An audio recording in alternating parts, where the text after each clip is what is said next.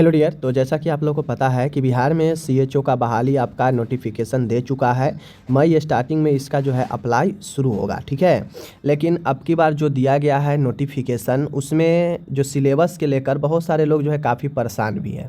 और हकीकत में बता रहा हूँ, बहुत सारे लोगों को अब की बार प्रॉब्लम आने वाली है। जिनका भी अगर बेस बिल्कुल सिर्फ और सिर्फ नर्सिंग ही है, उनको जॉब नहीं होने वाला है। मैं गारंटी के साथ देता हूँ कि जिनका बेस, ठीक है ना, जिनका बेस सिर्फ और सिर्फ जो है नर्सिंग से रहा है, नर्सिंग को पढ़ाई किए हैं, तो अब की बार के जो बहाली है इसमें उनको काफ़ी ज़्यादा जो है हार्ड और काफ़ी ज़्यादा कठिनाई होने वाला है। कैसे कठिनाई होगा, किनको कठिनाई होगा और किनको आसान होगा, आज की इस वीडियो में मैं बताऊंगा कि जो सिलेबस दिया गया है क्या वो सिलेबस सही है या फिर सिलेबस सही नहीं है। तो चलिए वीडियो को यहाँ पे शुरू करते हैं। चैनल पर अगर नए हैं तो तमाम तरह के अपडेट के लिए, साथ में सीएचओ नर्सिंग के तैयारी के लिए आप लोग चैनल को सब्सक्राइब कर सकते हैं। बहुत जल्द आपका सीएचओ का जो आपका बैकग्राउंड जहाँ से सिलेबस है वहाँ से क्लास आपको करवाया जाएगा, ठीक है। चलिए, तो आपको तो ये पता ही है, कुल 4500 पदों पर बहाली जो है एडवर्टीजमेंट निकली है। तो यहाँ पे आप लोग देख सकते हैं सीबीटी से आपका बहाली है। सीबीटी होगा, कंप्यूटर पे एग्ज़ाम होगा।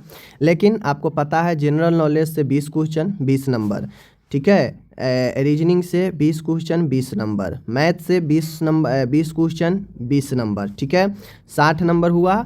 और आपका नर्सिंग से 20 क्वेश्चन रहेगा, लेकिन वो 2 नंबर का एक क्वेश्चन होगा, इसलिए 40 नंबर है। टोटल 80 क्वेश्चन, 100 नंबर, 2 घंटा का समय।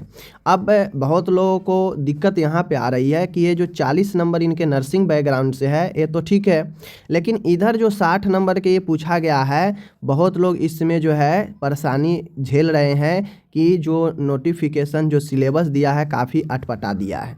अब जाहिर सी बातें है, जो कोई भी स्टूडेंट टेंथ के बाद ट्वेल्थ के बाद सीधा अगर वो नर्सिंग किए होंगे या की होंगी, तो उनको तो जनरल नॉलेज और रीजनिंग और मैथ से थोड़ा बहुत भेंट होगा। बाकी इन दोनों 40 नंबर से और इसमें कुछ से लगभग 50 नंबर से तो उनको भेंट होगा नहीं।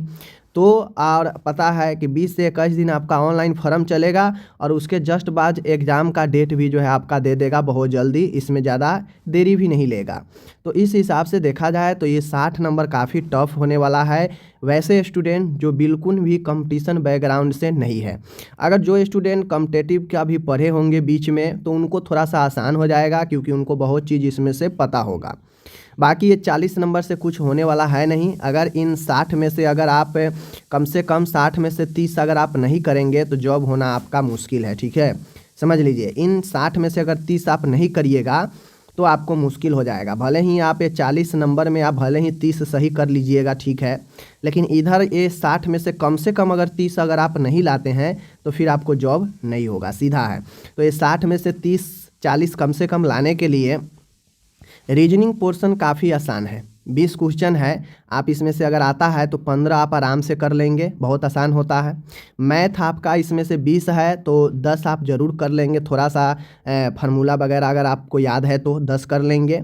जनरल नॉलेज है 20 है तो 20 है, तो इसमें से अगर मैं बताता हूँ कि 20 में से अगर 5-7 भी अगर आप कर लेते हैं तो आपके लिए बेनिफिट है। 5-7, मात्र 5-7 20 में से, तो 15, 10, 25 और अगर 7 कर लेते हैं तो आपका 32 हो गया। और इधर आप नर्सिंग में से 40 में से अगर आपको 30 भी आ जाता है तो आपका 62 हो जाएगा। ये नो डाउट कि 62 पर तो आपका मेरिट नहीं बनेगा, बट एक मैं थोड़ा सा हल्का बताया हूँ। तो आपको मेहनत किस में करना पड़ेगा, तो आपको सीधी मैं बता दूं, मेहनत आपको इन सेशन में ज़्यादा करना पड़ेगा। जो इन तीनों सेक्शन में अच्छे से मेहनत करेंगे जॉब उन्हीं को होगा, क्योंकि ये नर्सिंग जो टेक्निकल वाला है ये तो सब लोग पढ़ कर आए हैं, सब लोग मेहनत करके आए हैं। तो इसमें एवरेज तो बहुत सारे लोग ले आएंगे, 25-30 सब ले आएंगे, लेकिन जो इसमें बेहतर करेंगे उन्हीं को जॉब होगा। इसमें भी सबसे बेहतर है आप रीजनिंग पर फोकस कीजिए, बहुत आसान होता है, समझ कर बनाना होता है।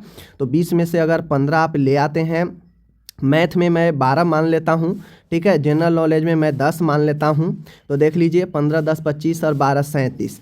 अगर आपको यहाँ पे 35 आ जाता है, 35 से अगर आप 30 यहाँ पे ले आते हैं 65, तो 65 पर संभावना आपका मेरिट में आने का बनता है। ठीक है, तो सबसे ज़्यादा आपको मेहनत करना पड़ेगा इन तीनों सेक्शन पर, क्योंकि ये आउट ऑफ सिलेबस है आपके, क्योंकि आपने पहले कभी पढ़ा नहीं है। तो इन तीनों पर अगर आप मेहनत थोड़ा सा जम के कर लेते हैं, तीनों में ऐसा नहीं है हार्ड क्वेश्चन आपको पूछा जाएगा। मैं आपको दिखाऊंगा CHO का पेपर, जिसमें रीजनिंग मैथ दिखाऊंगा, जनरल नॉलेज दिखाऊंगा कि कैसा क्वेश्चन जो है पिछला बार पूछा जाता है पिछले बार से। ठीक है ना।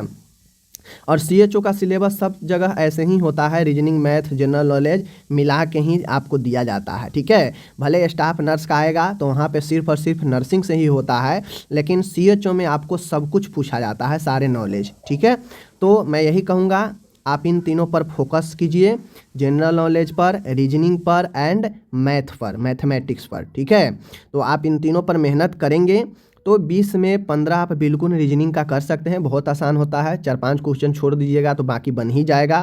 मैथ में आप 12 से 13 बना सकते हैं, अगर आपको पूरे के पूरे फार्मूला याद है, फार्मूला बेस कॉन्सेप्ट वाला ही क्वेश्चन पूछेगा तो 12 से 15 बना सकते हैं। कोई हार्ड ज़्यादा जो है SSC रेलवे लेवल का मैथ नहीं पूछेगा, जानता है वो भी कि नर्सिंग के बैकग्राउंड का है तो उतना ज़्यादा डीपली जाएगा नहीं, लेकिन फिर भी पूछेगा तो 12 से 15 यहाँ कर सकते हैं। जनरल नॉलेज तो अथाह होता है, इसमें आप 10 से 15 अगर कर लेते हैं तो एक अच्छे स्टूडेंट माने जाएंगे। तो आपको मेहनत अभी से शुरू करना चाहिए।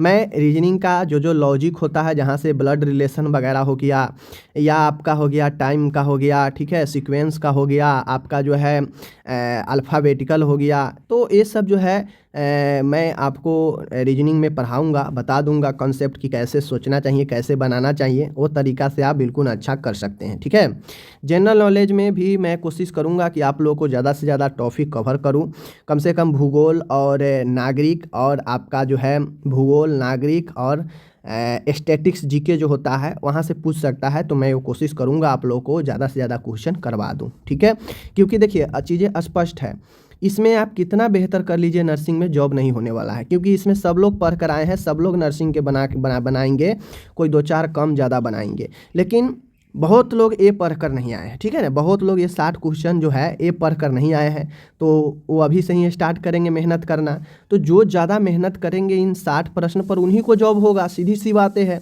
तो इसी 60 में जो ज़्यादा करेंगे उनको जॉब होगा, सीधी सी बातें हैं। नर्सिंग से आप कुछ नहीं कर सकते हैं, CHO में आपको जॉब दिलाएगा तो यही तीनों सेक्शन दिलाएगा, क्योंकि यही तीनों सेक्शन आपका डिसाइड करेगा। तो आपको इन तीनों पर मेहनत करना है, इसको आपको बैकग्राउंड मजबूत है ही, प्रैक्टिस करते रहना है, जॉब आपका हो जाएगा। ठीक है, तो बाकी मैं बहुत जल्दी स्टार्ट करूंगा कॉन्सेप्ट रीजनिंग वगैरह का, मैथ वगैरह का, सारे फार्मूला वगैरह आपको बता दूंगा, जहां से डायरेक्टली क्वेश्चन बनेगा। ठीक है, बाकी जनरल नॉलेज का मैं वीडियो लेकर कोशिश करूंगा आऊं और आप लोगों को समझाऊं। ठीक है, तो ये सारे चीज़ें हैं मैंने आपको बता दिया, और बाकी और भी कोई क्वेश्चन हो तो आप लोग कमेंट करिए, बताएंगे। ठीक है, धन्यवाद।